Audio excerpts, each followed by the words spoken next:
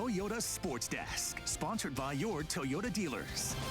Those Friday night lights shining bright tonight all across the region. How can you not like high school football, Scott? You got the pride, the pageantry, and a lot of passion. You are so right. I just love this time of the year. But listen, we had a huge matchup tonight in Montgomery County. Northwest battling Churchill, and what a great atmosphere in Germantown. Here come the Jags. Opening drive for Northwest. 3rd and short, huge hole for Isaiah Taylor. Nobody lays a finger on him. Taylor goes all the way for the touchdown. 7-zip Jags. Churchill would answer back on their opening possession. Play action fake. Hunter Humphreys on the money to Brian Unguozo. 40 yards on the score. Game tied at 7. First play after the kickoff. Disaster for Northwest. Davion Lynn fumbles. The football is scooped up by Noah Zhang. The Bulldogs take over in terrific field position. Churchill would cash that turnover into some points. This time, Unguozo getting it done on the ground, finds the corner and finds the end zone. Churchill tops Northwest in a close one, 28-21. Oh yeah, that's a good way to get us started. Over in Bethesda, it was BCC hosting Blair. Great crowd on hand for this one, I'd like to add. Second quarter, we're tied at 6. Gabe Eisler, touchdown run. BCC goes up 12-6. And a great way to get the crowd involved, Scott, is to keep scoring touchdowns. Just keep them happy. Why not? Very smart. Later on, it is Eisler again, breaking through the defense for this massive run. Take a look.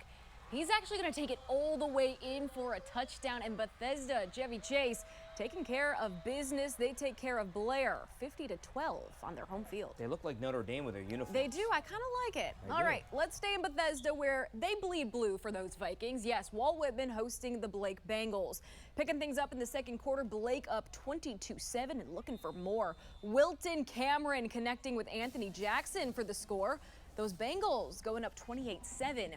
More from that Blake offense. On the attack once again, this time it is Junior Rodriguez.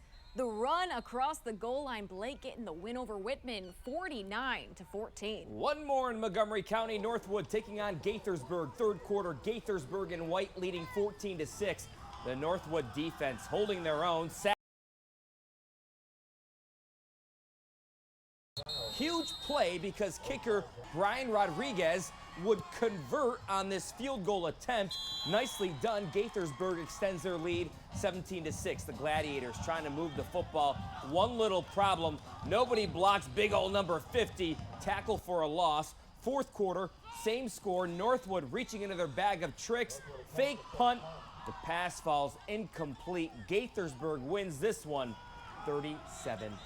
And we're just getting started here on 7 News on Your Sideline. We are going to take a trip to Fairfax County. Oh yeah, one of my favorite matchups of the night, Centerville and Yorktown battling in a Friday night showdown. Find out if the Wildcats were able to snag their first win of the season. 7 News on Your Sideline rolls on next.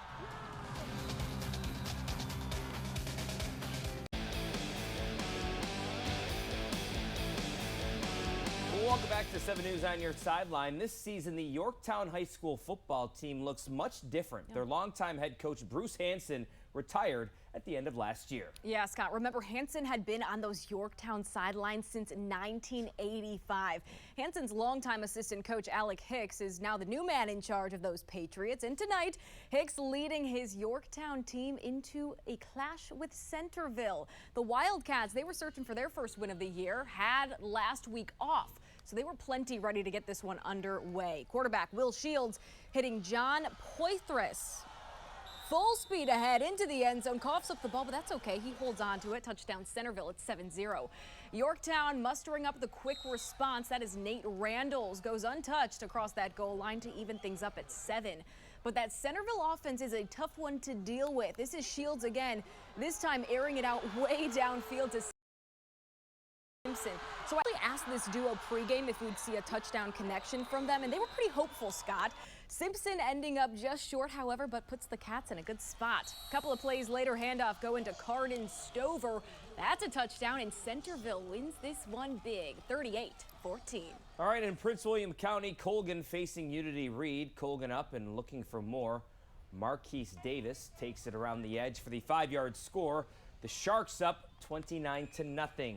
Unity Reed had a lot of trouble breaking through that Shark defense. Justin Musselman comes up with the pick. The very next play, George Hall back to pass and goes deep to Musselman, doing it off on offense and defense. That's a quarterback name.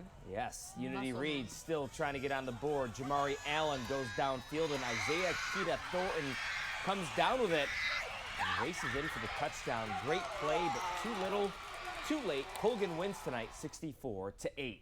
All right, let's head back to the facts. Oakton dance team keeping the crowd entertained at halftime. Plenty to celebrate, too. The Cougars led 20-3 over Woodson.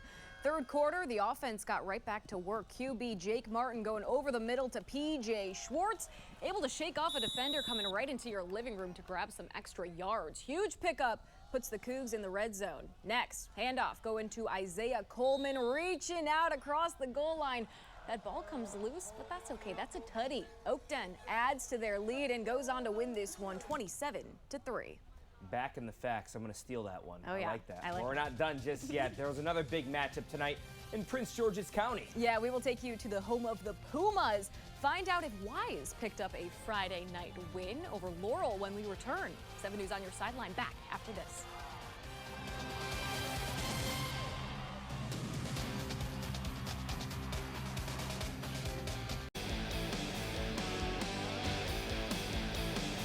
News on Your Sideline rolling on here. When it comes to high school football for the last several years, Wise and C.H. Flowers, they have just dominated Prince George's County, no doubt about it. This season, well, it appears to be no different. Yeah, Natalie, that matchup between Flowers and Wise is actually next week. Good thing for you, you're on vacation. However, you can never look too far ahead in high school football. Yeah. Anything can happen under those Friday night lights. Tonight, Wise hosting Laurel. The Pumas band getting everyone in the spirit. They know how to put on a show for everybody at home. Wise with the football. Quarterback Eric Wedge decides to keep it himself, takes it into the end zone, and takes a big hit at the goal line. Ooh. That's a tough young man right there. Laurel trying to make something happen, but Ashton early. Better early than late. I like that. Coming Keep up them coming, with Scott. the sweet interception. That's pretty. And then Oh, wow. look out. He has one thing on his mind. Gets some blocks, and he is gone all the way for the score. The Pumas dominating this one, 65-8 the final. Oh, yeah. Watch out for the Pumas this season. They are a fun team to watch. All right. Meantime, in Northwest, the Theodore Roosevelt Rough Riders taking on Anacostia. First half action. Roosevelt's Isaiah McVeigh breaks through, gets to the QB for the sack. Defense doing all they could to set the tone for the offense. Rough Riders ball. Andre Watkins gets the handoff, bounces off defenders, and you see it right there. He's in for another score. More defense for Roosevelt. This time it is Marquette Nelson getting to that Anacostia quarterback. That's another sack. And later on, it's Anacostia. A little trouble right here with the snap over the QB's head. Fumble. Anacostia. McVeigh able to recover it. That's a touchdown for the Rough Riders. And this one, as you kind of get the picture here, it is all Rough Riders tonight. They beat Anacostia 41-0.